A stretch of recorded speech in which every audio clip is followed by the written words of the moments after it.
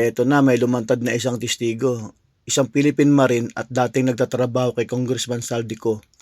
Ang lumantad dahil nakonsensya na siya dahil doon ay isa siya sa mga nagbubuhat at nagde-deliver ng maleta na puno ng mga bilyon na pera na dinadala nila sa bahay ni Congressman Saldico at Congressman Martin Romualdez. Panoorin natin ang video. Mr. Gutesa, kaninang ako'y nagpapaliwanag para ipakilala kita. Narinig mo yung aking sinabi? Yes, Your Pwede Honor. mo bang i-confirm na kung ano yung sinabi ko ay yun nangyari kahapon? I confirm, Your Honor. Salamat po. At ngayon po ay hawak ko nga ang inyong sinumpaang salaysay na nung draft ito ay binasa ko. Ganun din nga po at wala namang pagbabago. At gusto ko lamang pong sabihin ninyo na mayroong pirma sa ibabaw ng pangalang Orly Regala Gutesa. Kayo po ba ang nagpirma nito? I confirm, Your Honor. At gaya po ng sinabi nyo sa akin kahapon, voluntaryo ninyong ginawa ito at wala namang namilit sa inyo. At katotohanan yan, ako nga po ay ininyayahan nyo para makita ko yung inyong salaysay. Yes, Your Honor. Ito po ay pinanotaryo ninyo. Nakikita ko rin po. Totoo po ba itong notaryong ito? Totoo po, Your Honor. Okay. Ngayon, kayo na po ang magbasa para sa ganun ay marinig po ng buong kapulungan. Pwede po niyong basahin ang inyong salaysay. Maraming salamat, Your Honor. Mr. Chair, can he proceed? You may proceed. Ako po'y nagpapasalamat sa pagkakataong ito. Sa Senate Blue Ribbon Committee, Senador Ping Lacson, sir. At sa iba pang member na nandito po. Ako po si Orly Gutesa, may asawa, nasa tamang edad, Pilipino. Makatapos makapanumpa na ngayon sa umiiral na batas ay nagsasaad at naglalahad ng gaya ng mga sumusunod. Ako po ay lumabas upang magsalita sa isyu na ito. Bilang isang dating sundalo, inalay ko ang aking buhay para sa ating bansa. Sa pagkakataong ito, nagdesisyon akong magsalita at maglabas dahil ayokong maging masama ang kinabukasan ng aking mga anak, apo ko sa darating na panahon. Ayoko pong naririnig ko at napapanood ko sa pagdinig ng Blue Ribbon Committee. At ngayon ko po napagdugtong-dugtong yung naging partisipasyon ko po sa anomalya at korupsyon na ginawa at lumalabas sa hearing na ito. Yung palang pera na binubuhat namin at dinideliver mula sa masamang gawain na nagdulot ng baha na ikinamatay ng tao at imbes na gamitin ang pera sa edukasyon, medikal at programa na mapunta lamang pala sa bulsa ng mga politiko. Mabigat po sa akin magsalita dahil may pamilya ko. 4 ang anak ko, nag-aaral pa. May asawa ako at nangangalaga sa aking mga anak at marami akong kasama sa operasyon na may kinalaman sa ibabahagi ko sa inyo. Nagtatrabaho lang po kami ng mga kasama kong sundalo sa Philippine Marines. Huwag sana isipin na aking mga kasama na nagtatraidor ako. Ako sa aming trabaho at pinagsamahan dahil pare-parehas kaming may pamilya at gusto lang naman naming ayusin ang kinabukasan ng bawat isa. Wala akong iniisip na kapahamakan para sa kanila, bagkus ang gusto ko lang maayos ang kinabukasan ng bayan at lahat kami. Noong December 5, 2004, na-hire ako bilang security consultant sa Ako Bicol Party List or AKB kay Congressman Saldico. At nasimula ng duty ko kay Congressman Saldico bawat umaga nagre-report ako sa BGC sa Horizon, sa Bonifacio Global City, kung saan nakatira si Kong Saldico. Tuwing may duty at detailed ako sa basura, it means itong basura,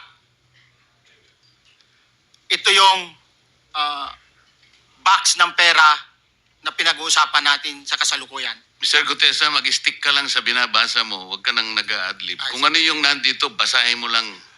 Yes, Your Honor.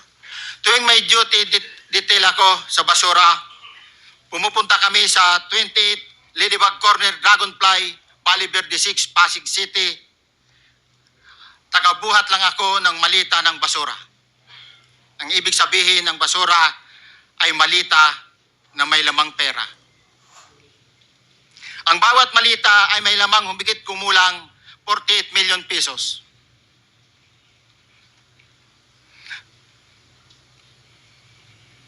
Ang bawat malita ay may push-it na nakadikit na nakasaad kung magkano ang laman ng bawat malita. Tuwing may duty detail sa basura, may pumupunta na tao na magdi-deliver ng basura at nire-receive ni John Paul Estrada at Mark Tiksay. Ang mga executive assistant ni Congressman Saldico at sila ang mga detailed sa mga ganyang activities. Ang mga nangyayari kapag duty kami sa basura, kalimitang dinadala sa bahay ni Congressman Saldico sa Valle Verde 6 at tinatanggap naman ni Mark at ni Paul. Pagkatapos naming may baba ang nasabing basura, ipinapasok sa bahay ni Congressman Saldico sa Valle Verde 6 at binibilang ni Mark at ni Paul. Alam ko na ang laman ng malita ay pera sapagkat nakita ko si Paul na binuksan ang malita at inilabas ang laman para bilangin. Ang isang ehemplo na nagdala ng pera ay si Congressman Eric Yap ng AXIS Party List. 46 na malita ang dala niya sa bahay ni Congressman Saldico sa Valle Verde 6. Pagkatapos mabilang, isinakay namin sa mga sakyan patungo sa Horizon Residence sa Taguig. At dumiretso kami sa basement upang may baba ang nasabing basura. Bago ibaba ang nasabing basura, ito, Merong napuputol sa binabasa mo eh. Huwag kang magmadali. Huwag kang magmadali. naputol na, Ulitin mo yung paragraph 20. wala na akong, hindi ko makita na putol na siya.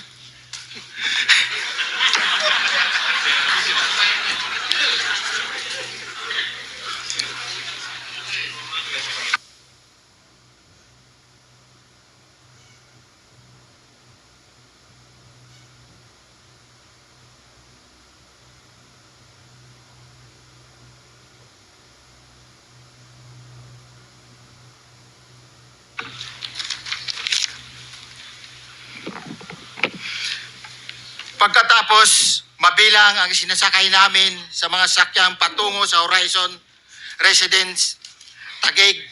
Pagdating sa Horizon Residence, dumidiretso kami sa basement upang maibaba ang nasabing basura at dalhin sa unit ni Congressman Saldico sa 56th floor sa nasabing lugar kung saan siya nakatira.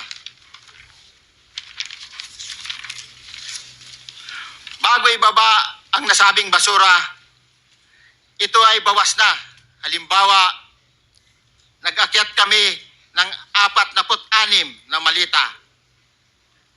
Ibababa lamang namin ay 35 malita para i-deliver sa bahay ni House Speaker Martin Romualdez sa 42 McKinley Street, Taguig. Ang labing isang malita ay naiwan sa taas ng 56th floor sa Horizon Residence. Humigit kumulang 3 beses ako mismo ang nag-deliver ng basura sa bahay ni Congressman Saldico, sa Horizon Residence at sa mga bahay ni Speaker Romualdez sa 42 Mackenzie Street, Taguig. Mas maraming pagkakataon na nagde-deliver kami ng basura sa bahay ni Speaker Romualdez at sa bahay ni Congressman Saldico dahil iba-iba kaming mga nakadetailed na close-in, backup at advance party na nagkakaroon ng rotation.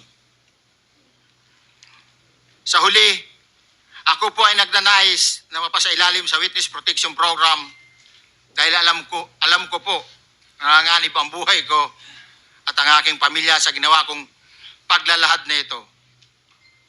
Sa katotohanan ng lahat ay nilagdaan ko ang salaysay na ito ay kusang loob at walang anumang pamimilit at bunsod lamang nangangarin matulungan ang ating bansa.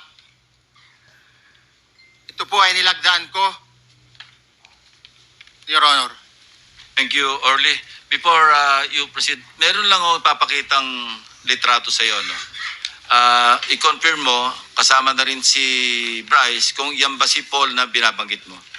I confirm, Your Honor. Yun nga po, Your Honor. Siya po. Okay, so, yeah, for the record, andito po yung litrato nung binabanggit na si Paul. Ang pulyado nito.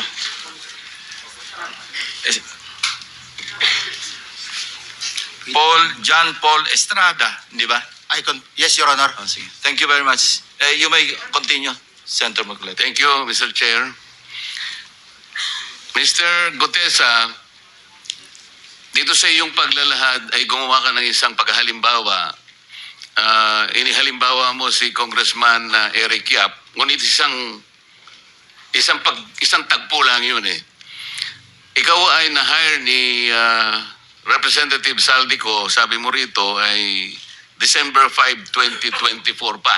Yes, Your Honor. Sa pagkakaalam mo, mga ilang beses kayong gumagawa ng bagay na ito. Ibig sabihin, yung pagdi-deliver ng pera, sa natatandaan mo, gaano kadalas ang pagdi-deliver? Kasi ang ginawa mo kanina ay isang example lang. Pwede mo bang ipaliwanag? Your Honor, minsan kasi pag-duty kami, ang actual ko na delivers talaga sa bahay ni Congressman Romualdez is 3. Tapos pag may duty kami, nagkakaroon ng detailed. Minsan namumonitor ko doon sa group chat namin, may basura tayo deliver. Minsan namumonitor ko siya is 3 times a week ang delivery doon sa Forbes, sa bahay ni Kong Romualdez. Yung pera minsan nanggagaling lang doon sa horizon sa taas, ibinababa. Tapos may detail lang na tao, namumonitor ko naman sa GC namin. Kaya nalalaman ko yung movement ng tropa, kung ano yung sinasabing basura ng delivery. So yung delivery o yung movement ng tropa nagaganap average 3 times a week. 3 times a week, Your Honor. Nagsimula noong December 2024. Yes, Your Honor. Hanggang ngayon ba ay naglilingkod ka pa kay Representative Saldico? Sa kasalukuyan po ay nag-resign po ako noong August 5, itong taon po na ito. So, maliwanag ba ang ibig mong sabihin para sa kapulungan ito ay nag-a-average ng 3 beses sa loob ng isang linggo ang pagdi-deliver ng pera kay Representative Saldico at tuloy-tuloy naman doon sa bahay ni former Speaker Martin Romualdez sa ganong rate, ganong beses, 3 beses sa loob ng isang linggo. Yes, Your Honor. Magmula December 2024 hanggang ikaw ay mag-resign noong August 2025, this year. Yes, Your Honor. Mr. Chair, Senator Marcoleta, short Yes, interjection. with the permission of Senator Marcoleta. Thank you, may Mr. proceed. Chair. May maibigay ka ba na pangalan? Kasi ang sinasabi mo lang ngayon, as far as you're concerned, during ikaw ay nagdo-duty, nagro-rotation basis yung duty. So pag wala ka, absent ka, iba ang nagdo-duty, iba rin ang nagtatanggap sa pera at nagdi-deliver. Am I correct? Senator De La Rosa, may I just remind you na isang follow-up. Pero kung gusto mo ituloy at pahig si Senator Marcoleta, naka-charge sa oras niya, yung mga susunod na tanong, okay? Okay lang. Okay lang. Sige, boss. May, Nanghiram meron lang pa naman namang, ako sa iyo. go ahead, meron ka pa namang 4 na minuto pa mahigit yan. Yes, sir. So, sige. Very quick lang. So, pag hindi ka duty, may ibang nag-deliver ng pera kay Saldico at kay Speaker Romualdez.